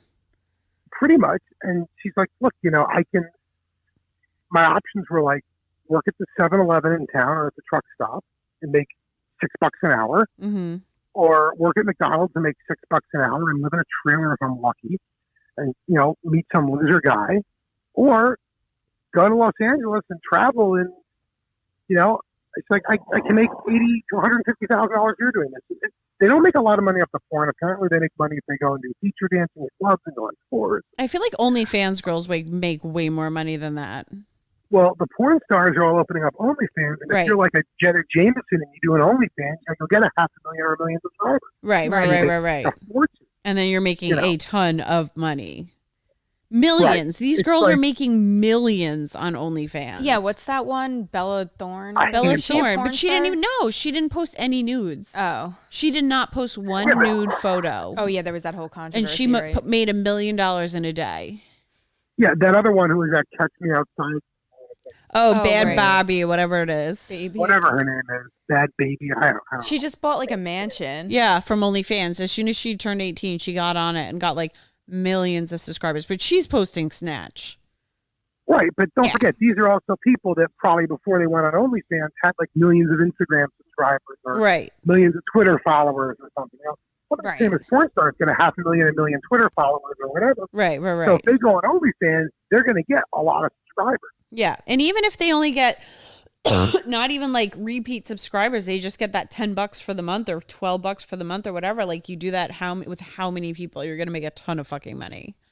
You get 100,000 subscribers, and if you net $5 off, that's $500,000. That's real money. It's a lot of money. Yeah, she wasn't into a lot of that. I'm sure she's got an OnlyFans at this point. I mean, Why? Who Everybody wouldn't? Everybody does. I did. yeah, I mean, if you can make money, why not? I never held it against her. I mean, look, that's what she did. And, I mean, given the circumstances that her life was in, that's. I don't blame her for it. I didn't fault her for it. I mean, I feel like I honestly, would have if been she- mad for her not being honest from the jump, but I get why she wasn't honest from the jump. You nailed it. You nailed it. And that's exactly was my position on it. Right. You Like know, I get it, but I don't want to go into a relationship being built on a lie or a white lie or a lying by omission. Yeah. At this point, I realized this probably wasn't going to be a super serious relationship. Right. She knew I never wanted to have kids, and she always wanted. I think she told me she wanted to have children. So I knew, like, long term, this probably wasn't going to be anything serious. But I mean, really, honestly, a very, very smart girl, very intelligent. Yeah. Just not everybody comes from a good family in a nice area. Well, the options no, and the And options listen, are fucking someone's got to slim. do it. Like Somebody's got to do it. It's like that's your career choice. That's fine. If I honestly, if I didn't have such a family dynamic in my life, I probably wouldn't give a fuck I and wouldn't give promote a the shit fuck out of my either. OnlyFans. I would have been like, go for it, like showing face. Like, of course, I I have such a family home base that I would never want to offend any of them or disappoint any of them or whatever. But if I didn't have that, I would absolutely promote my fucking nudes because it's a fucking body. Who cares? Right. It's not like they're It's your fucking body me. if you can make money. Right. If I can make money off of my body and like a pair of fucking titty pictures, like I would love to be in Playboy or something like that. And like, Now, go ahead. What? I'm sorry. no, that's it. No, imagine if you came from a disgusting bunch of scumbag families, and your dad walked out on you, or your dad was an abusive piece of shit. And Right. Your mother was like a crack whore living in the middle of nowhere in a trailer or something. Oh, I'd probably do That it in a was your fucking upbringing. heartbeat. Like I wouldn't So would I, care if I could. because Yeah, I wouldn't don't be fault I wouldn't be disappointing anybody. Exactly. That's why I don't do it because I know who I'd be disappointing. It's not because like my morals are better or worse than anybody else's. Like I feel God like knows mine are. I fucking don't have any. What are these morals you speak of? What are morals? No. Let me Google that really quick. I don't know. I think there's a Wikipedia page on it. So I mean, that was the fun one. Then there was the other good story I've got. If you want to hear this one, is how getting drunk saved my life. Okay, tell that one. This one's good. So I was living in Florida, and I lived in Orlando. And my father just passed away, and I shut the dealership that I owned down. We did high-end used cars. And I had some money I'd made, so I didn't have to worry about what to do next. And I had this serious girlfriend, and this is 15 and a half years ago. And I had this real serious girlfriend that I was with, and there's always something in the back of my head that knew she wasn't the one, and you'll see why. So, but we're at this point talking about getting married. So one night we're going to go out to the bar to meet her friends, none of whom I really liked that much. Because I made pretty good money back then, but I was always wearing like cargo shorts and like t-shirts or polo shirts. I'm just not a real super fancy person, and I'm just content to just sit in the corner and drink my PBR. So we go to downtown Orlando to this bar, one I actually like that my friends go to, and I run into my friends from the car business, and you can just imagine what's happening next. Oh, it's a shit show. Of course. So one of my buddies here. There's so much fucking coke. There's so much booze. Oh, yeah. And so my one buddy's there. He's a sales manager at a local dealership, general sales manager. He looks at me and goes, he's from Alabama, and he's a complete redneck, and I love him. We're good friends. And he goes, you dumb Yankee, you fuck, I'm going to drink you under the table. I'm like, no, you're not. You fat fuck. And we're just, the typical car business banter. You don't work in it. You kind of don't get it. Right. Yeah. We're so mean to each other, and it's like telling each other how we love each other. Like the meaner you are, the closer you are. Thank you. So I can call him like an inbred Klansman. Yeah. Yep. Exactly. And it's like term of endearment. Yeah, that's how we say terms of endearment. Right. Okay. So you guys get it. Most people don't. All my other friends have normal jobs. So they're normal human beings. Obviously we're completely fucked up. So we start doing Irish car bombs and running to the bathroom to do coke. So this is really a good way to spend an Irish car bomb. For those that don't know, there's a pint of Guinness, take a shot glass with Jameson in it or something, and drop it in the pint of Guinness and pound it. It's a very good way to get very inebriated, which I did. I must have had 15 of these nights at least. Oh, geez. So the night comes to an end a little earlier than it should have. I'm so drunk that I'm like running to the bathroom to do coke to just try and get my shit together. That's how pathetic I am. She's not very happy with me at this point because I've embarrassed her in front of her friends. Yeah. Oh well, shit happens. Get over it. She's really annoyed at me that I got so drunk. Well, mistakes were made. These things happen. So I am so drunk I can't walk straight. I'm staggering back to the car, and I go to light a cigarette, and I walk right into traffic. She goes, "Watch out, you asshole!" What? She goes, "Watch out, watch out, Peter, watch out!" And I'm like, "What?" And I turn around. I got hit by a taxi cab. Oh shit! Suing. Well, I get knocked on the ground. I hit my head on the curb, and I cut my forehead. And if you cut your forehead, you bleed like a stuck pig. Right. Yeah. So I'm bleeding like crazy. I look up at the taxi cab. I'm pounding on the hood. I'm like, "You dumb motherfucker, drunken asshole." He actually drives off down the block. He's in a complete nutter. Oh shit! He takes off. No, the guy that hit me in the taxi cab drives up to the end of the block. And I'm pounding on the hood of his taxi like, "I'm going to kick your ass," Oh, okay. Machismo asshole. And I realize this is completely my fault. Orlando police coming because it's a state road apparently or something. Florida Highway Patrol shows up. So we get to the hospital, and I'm in the ambulance. And they'll give you $50 if you stop at the Chevron and pick up a 6-pack of Guinness. And they're like, "Just sit down and shut up." Nobody this evening was happy with Peter's antics. Right. Nobody was pleased with my behavior that night, and rightfully so. That was pretty drunk and pathetic. It happens to the best of us. Don't Happens beat to the yourself best up of over it, us. Peter. It was one of those nights. And so she's just in the ambulance like, "You're such a drunken asshole." She had a pretty thick accent. She actually grew up in Venezuela. She was cursing at me in Spanish. I had a vague idea what she's saying, other than she's calling me like a pathetic asshole. I'm like, "All right, did it again." Jewish girl from Venezuela. Go figure.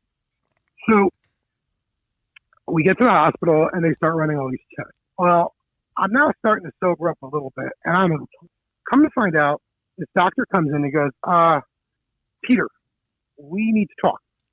Okay. He goes, "Your scans show you have, basically 3 cracked ribs. You bruised a kidney. I've done worse on motorcycles." He goes, "So we can discharge you for." He goes, "But I have to refer you to the oncology department because you're showing signs of pancreatic adenocarcinoma." Oh my God. What's that? Addie, you probably know this story because we've been in Fight Club together for quite some time. Basically, they find a tumor in the tail of my pancreas. That's bad. Early stage pancreatic cancer. Well, that's like So- you don't come back from pancreatic cancer. No, very rare. Very I'm one rare. of the only ones. Because almost everybody that gets diagnosed with this is diagnosed at stage 4. I'm like luckier than a sailor in Bangkok with $100 in his pocket. Seriously. I mean, I am like, this is like a blessing from God that this happened. Dead ass that you fucking got hit by the taxi, went in there, and they're like, hey, buddy, you got cancer. Right. And so it turns out that I was caught early stage, and this is something that rarely happens, and I got very lucky. So we go to the oncologist at a hospital in Orlando, and they put a long, thin needle in you. They get some cells. Yes, it is in fact cancer, blah, blah, blah. I'm like, you know what? I'm from up north. Sloan Kettering is the best hospital in the world. I'm telling her, I said, let me call a friend of mine who can get me into a really good guy up there. And I want Sloan Kettering to give me a second opinion. Because the guy in Florida is basically like, you got pancreatic cancer. He goes, yeah, it's early stage. He goes, but nobody beats this. You could be dead in here. I'm like, fuck you. So I said, look, let's fly to New York as soon as we can. I want you, you come with me. And we'll go up there for a couple of days. Let me get some tests done on Sloan. Let me see what they say. Because I don't want to die. Right. So she's being all supportive, and she's obviously saying, I'm going to be with you and this and that. Okay, so I call Continental Airlines because before it was United, and I get a couple tickets for us to fly from Orlando to Newark, and then we go to the hospital. That's in like 3 days' time. The night before we're going to leave, because I had an early morning flight. The night before we leave, I come home, because I went to see a buddy of mine and got a beer with him. I come home, and she's cleaned out all her drawers. She lived at my house. And she looked at me, she goes, I'm sorry, I can't go with you to New York. I'm like, what's all your stuff packed up, and why is your car all full of stuff? She goes, because I'm leaving you, I can't deal with this, I can't handle this. Whoa. I'm sorry. Goodbye. That's so fucked up. Isn't that? And to think I was thinking about putting a ring on her finger. Well, it's like I you just looked really at her. see some people's true colors when shit hits the fucking fan. Yeah, so, I mean, like I said, like you said about someone's true colors, you see someone's true colors. They say a friend in need is a friend indeed, and that was this. And I don't know. I should have been really upset about this because I thought I was in love with her. But when she did that, it just, I don't know what's wrong with me, but it flipped a switch in my head, and I'm like, the door's right there. You can go. Right. Well, here's Like, the I don't know thing. Go what it is. fuck yourself. Yeah, go fuck yourself. I'm sick. This is where you should be helping me, not packing up. Yeah, and I get up to Sloan the next day, and I'm in New York for a few days, and I get a bunch of testing done over like a day and a half, and we got to wait for results. I'm like, I'm going to stay in town. And then I meet with the oncologist again. He's like, look, he goes, the reality is you do have it. He goes, but it's a very slow progressing disease early on. He goes, you could have had it like this for years before it spread. He goes, you have a very good shot at beating this. It's been caught early. It's not even early. It's barely even stage 2 because we think we see some things in some nearby lymph nodes. But we're going to do, I recommend this treatment, that treatment, and then we're just going to cut part of your pancreas out. The normal surgery for this is they cut half your guts out. Yeah. And it's a very dangerous surgery. It's called a Whipple. Oh, said- yeah, and that's so painful and stuff, the recovery, right? I've heard about Oh, this. and you're permanently ruined, like digestive-wise, for the rest of your life. Do you have to wear a colostomy bag or no? No.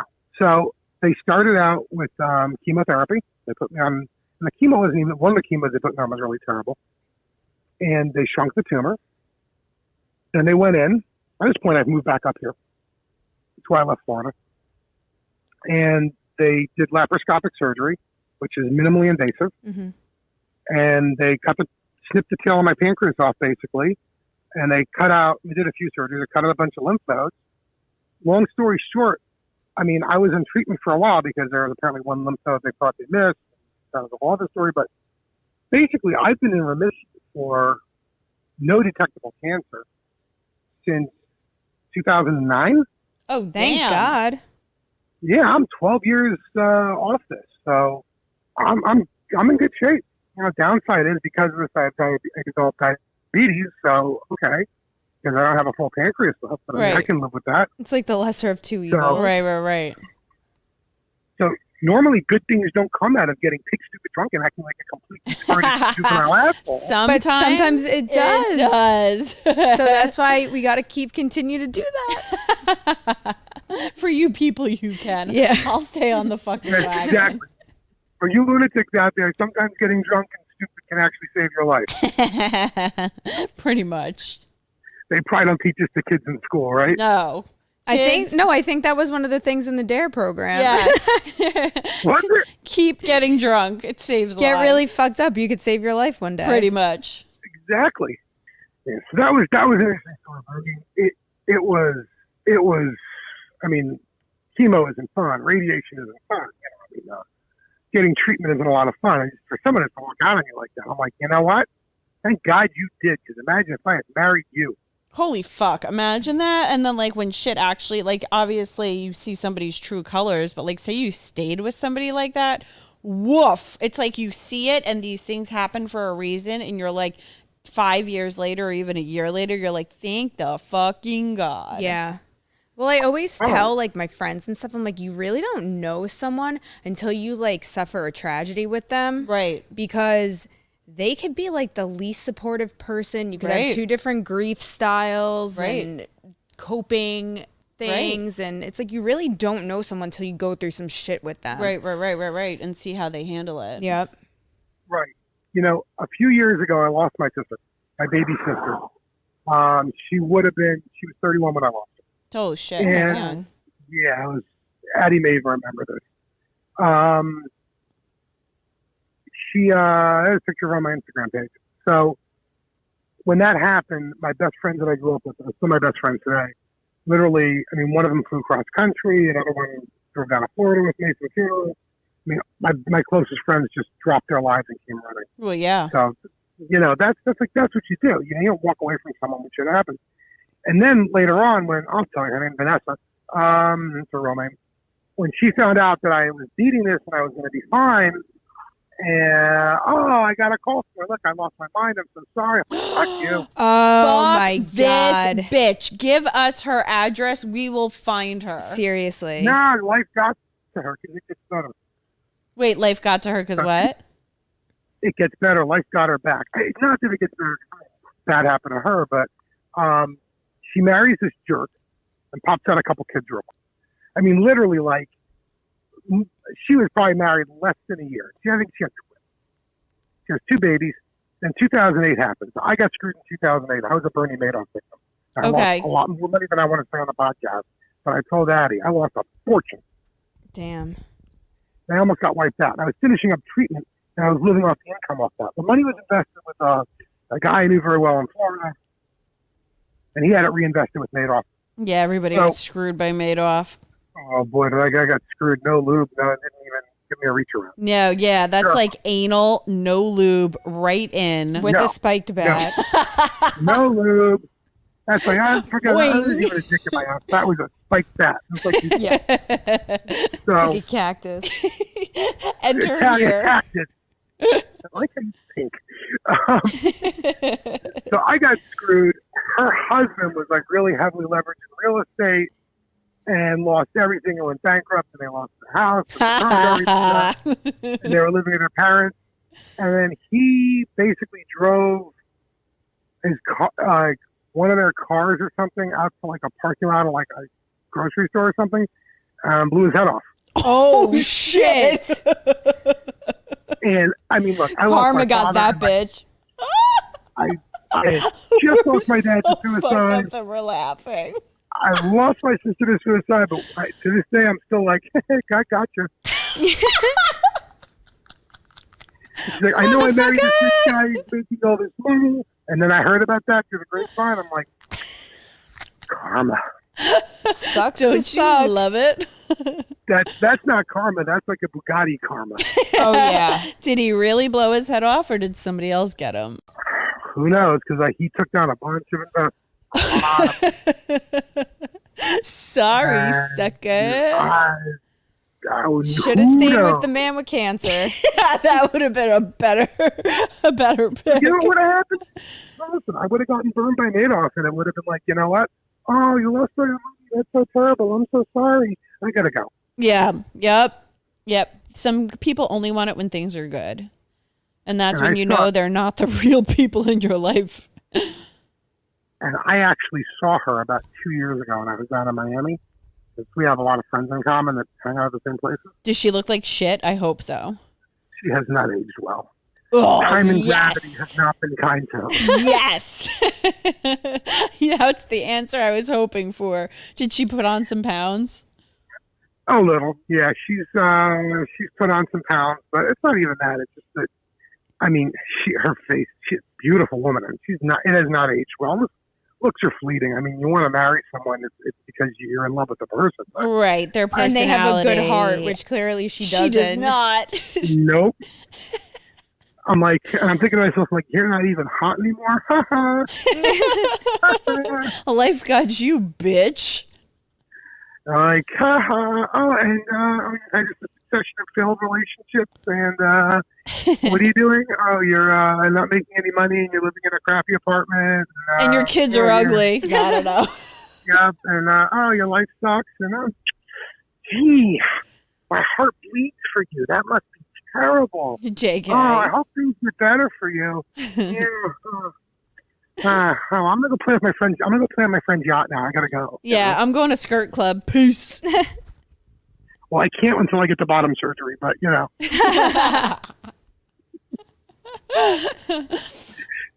Well, it's actually really funny. That's those are a few stories. I got a million more, but those are some of the better ones. Those were some good ones. Well, thanks for coming on, Peter. We appreciate your story time. No, I love any Fight Club member that comes on here. It's because we're all like fucking degenerates that it just makes for the worst stories. And then obviously Claude comes on every 10th episode because he's the biggest degenerate of them all. You know, I'll tell you, I'll send this to you afterwards. I got something to text you. You got to send it to Alex. I was talking to another member of Fight Club who you know that I know, who we were talking about before, him and his wife. And I said, yeah, I'm going to, be on Eddie's podcast tonight, Eddie and Alex. He's like, oh, wow. He said, that's awesome. And I said, I can't, top Claude, though. He goes, I don't think anybody can, nor should they. Good point. That's so factual. No, Claude is a man in his own, I don't even know. No, one of my friends texted me and was like, I can't believe someone like him exists. Yeah. He's in his own element. He's in his own special, breed of character. I love that guy. I love that he goes through life giggling his ass off and having fun. Trying to fuck homeless chicks. Wait, this is the best. He was on Plenty of Fish the other day. And oh God. I don't know why I think this is so funny, but I asked him how it was going, and he said, I honestly got off. Somebody was making fun of my profile pics, and it hurt my fifis. What? I don't think anyone could possibly hurt his fifis.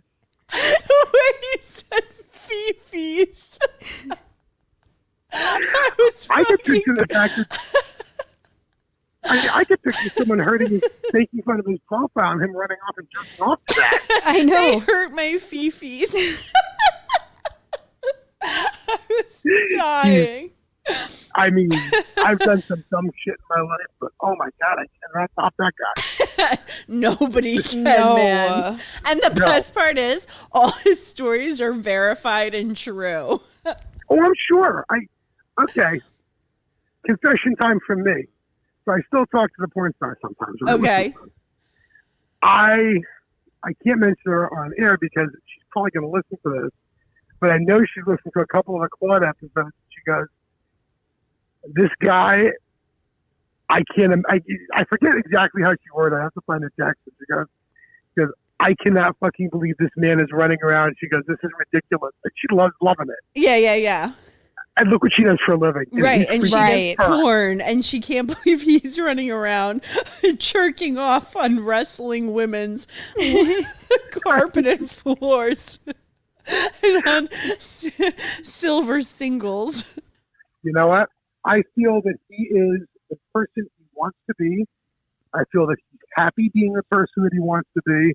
And I feel that he has no problem living the life the way that he does. Yep.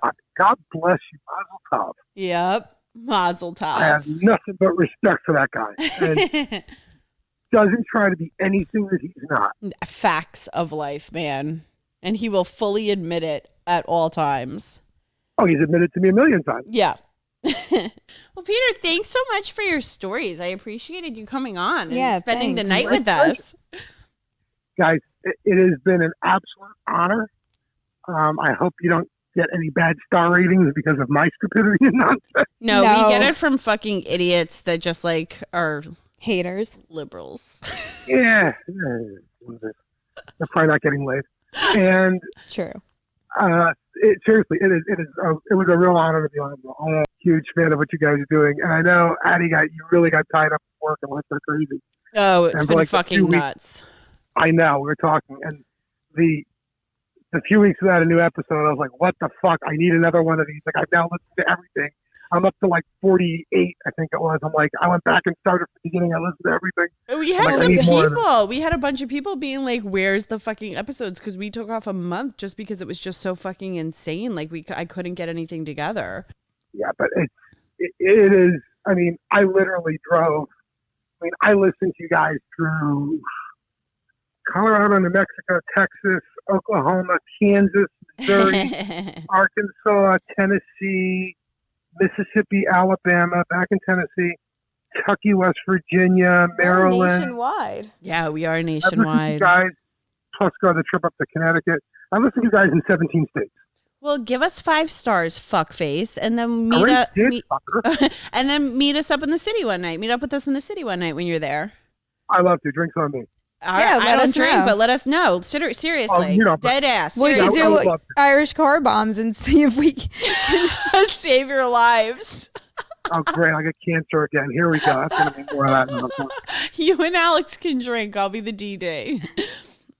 Perfect. Yeah, I'd love to do that. You guys let me know. All right, sounds All right. good. All right, thanks so much, Peter. Enjoy. You guys. Bye, guys. Bye. Bye. All right, guys, before we close out, you know what time it is. Confession Corner. Boom, boom, boom, boom, boom, boom. All right, guys. First confession. I've got a huge pubic hair fetish. Nice. Gross, we don't. I've started to develop a liking for looking at and feeling pubic hair. I get a huge turn on for hairy girls. Do others have this fetish as well? Not anybody that I anybody- know, except for Exactly. my one coworker. Right. But Loves he's the like a bush. 70s dude. He's 60-something years old. He loves the bush.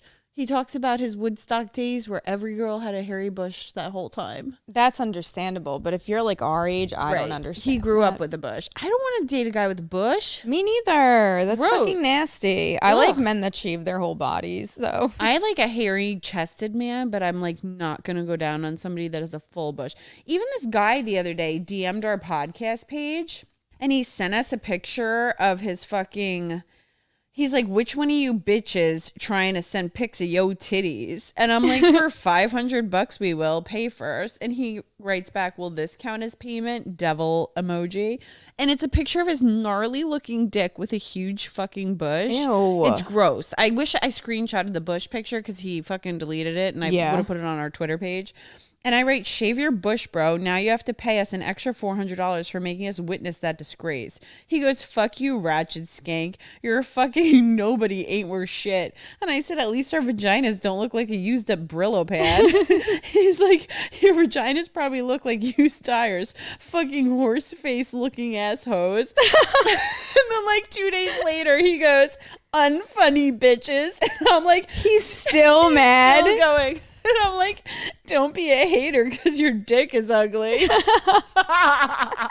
Like, what the fuck was he thinking? Just sending a picture of his ugly ass fucking dick. And this went on for like, He was like, Why is harassing he us. so He mad? was very angry at us. He's like, you're unfunny. I'm like, well, you're listening. I was gonna say, you're the one that's fucking listening. Shut it off. Fucking loser with your Brillo dick. If you have I hope you're haters, you're listening doing now, something bitch. right. Too bad I don't have the screen name anymore. His screen name is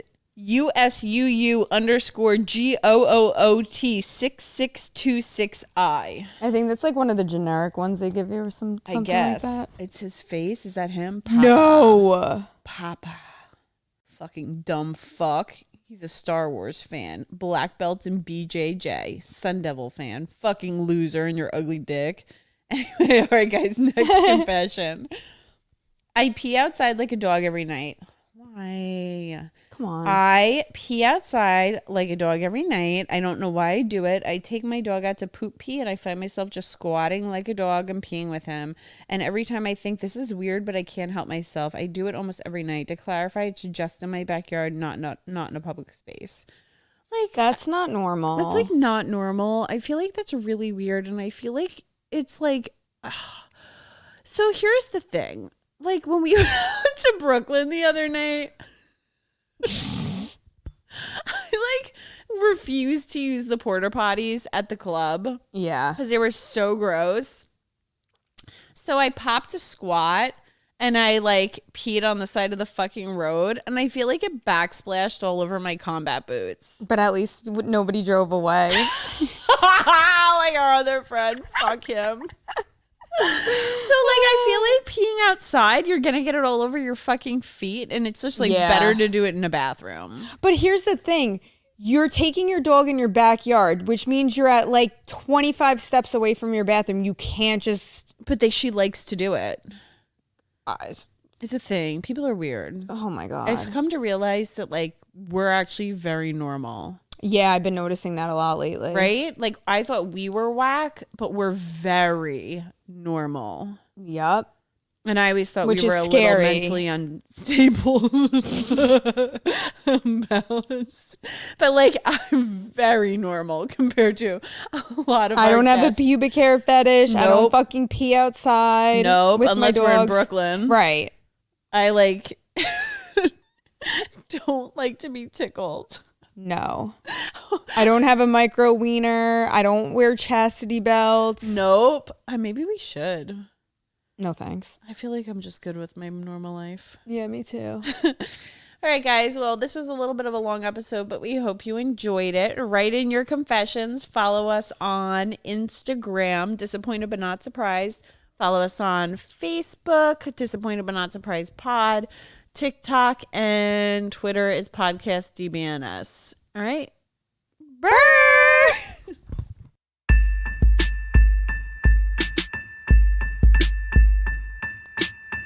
Disappointed but not surprised. Disappointed but not surprised. Disappointed but not surprised.